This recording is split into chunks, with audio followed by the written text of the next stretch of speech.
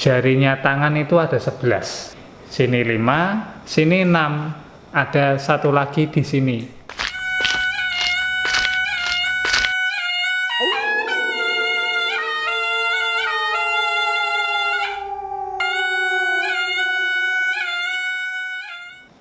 Oke, jumpa lagi dengan saya Jalak Paningal, hanya di channel saya sendiri yaitu Jalak Paningal. Dan kali ini saya akan membahas lanjutan dari topik kemarin yaitu kodam leluhur. Tapi sekarang saya hanya khusus membahas dampak-dampak negatif ketika seseorang tidak kuat diikuti oleh kodam leluhur. Apa saja yang bisa terjadi pada seseorang tersebut? Simak video ini sampai selesai dan jangan lupa like serta subscribe-nya dulu jika Anda belum subscribe. Mari kita mulai.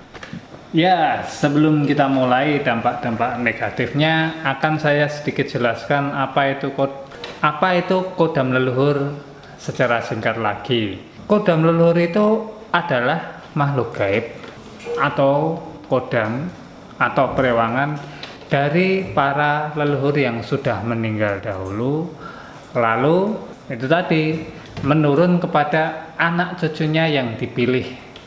Tujuannya apa? Tentunya Anda bisa lihat pada video kemarin di sini ataupun bisa lihat di kolom deskripsi. Sudah saya jelaskan secara agak detail di sana. Di sini saya akan membahas dampak-dampak negatifnya. Oke, kita lanjut lagi. Dampak negatif dari seseorang tidak kuat diikuti oleh kodam leluhur. Kok bisa ada dampak negatifnya? Bukannya itu kodam leluhur yang harusnya baik. Tentu saja setiap ada baik pasti ada buruk.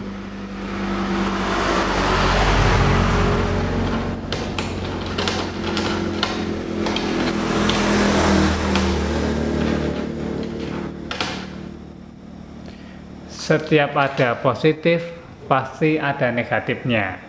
Kok bisa manusia diikuti kodam leluhur, tapi dampaknya negatif? Bukannya kodam leluhur itu harusnya baik, membantu, menjaga, ataupun semacamnya.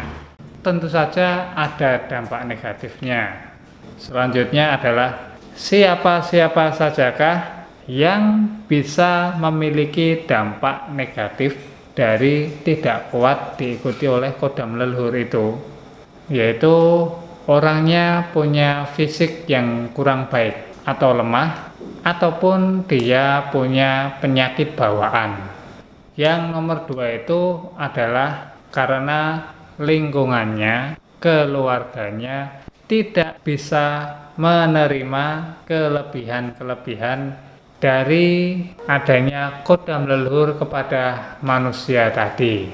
Selanjutnya yang nomor 3 adalah orangnya itu penyendiri, tidak punya teman untuk curhat, pendiam, pemalu.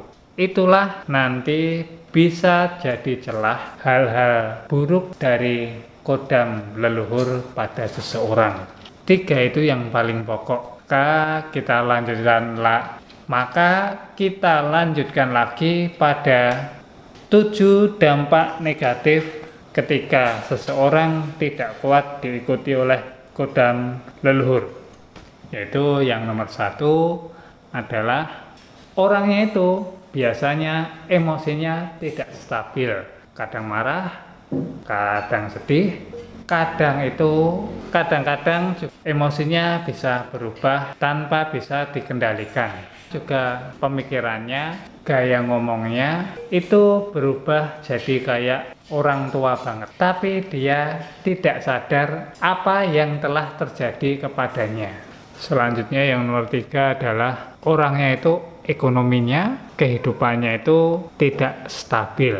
Kadang naik, kadang turun dengan drastis. Kenapa kayak gitu?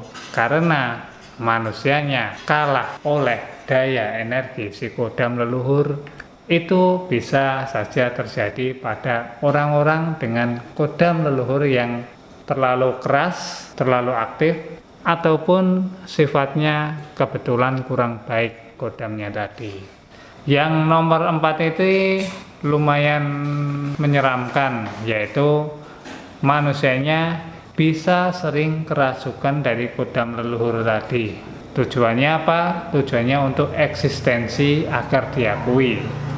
Yang nomor 5 itu biasanya orangnya itu jadi pendiam, pemalu, penyendiri, tapi akut. Jadi itu kurang baik. Yang keenam itu biasanya orangnya akan jadi punya ciri-ciri fisik yang aneh bagi lingkungan sosial. Misalkan ini ya, saya itu punya teman jarinya tangan itu ada 11. Sini 5, sini 6. Ada satu lagi di sini. Namanya itu dulu inget banget saya itu orangnya kayak apa. Dia itu punya kodam leluhur yang kuat. Makanya dayanya spiritual, supranatural itu sangat tinggi. Tapi yaitu punya ciri khusus yang mungkin aneh bagi lingkungan sekitar yang umum. Contohnya seperti itu, lain-lainnya banyak lagi. Tapi itulah contoh paling nyata saya temui sendiri. Selanjutnya yang nomor 7 ini paling sering juga terjadi, yaitu biasanya orangnya akan jadi punya gangguan mental. Banyak banget terjadi pada anak-anak kecil ketika dia tidak kuat diikuti oleh kodam leluhur, alias anaknya itu bisa saja punya keterbelakangan mental karena kodam leluhur itu dayanya itu nyata dan kuat. Ketika anak kecil diikuti oleh kodam leluhur yang kuat, ya kembali lagi pada teori dasar. Ketika ada manusia, makhluk gaib berdekatan akan saling mempengaruhi. Tergantung siapa yang lebih kuat, manusianya atau makhluk gaibnya. Itu yang nomor 7 alias yang terakhir. Selanjutnya adalah opini saya tentang dampak negatif kodam leluhur. Dampak negatif dari kodam leluhur ini nyata adanya, serta bisa Anda temui di lingkungan Anda tinggal. Bagaimanakah cara menanggulanginya? Akan saya buatkan video tersendiri cara menangani ketika seseorang tidak kuat diikuti oleh kodam leluhur, biar khusus dan fokus. Oke, sekian dulu video dampak-dampak negatif ini saya buat. Mohon maaf jika ada kata-kata yang kurang tepat. Dan jangan lupa like, subscribe, serta tekan tombol loncengnya. Sampai jumpa lagi di video-video selanjutnya. Terima kasih dan rahayu.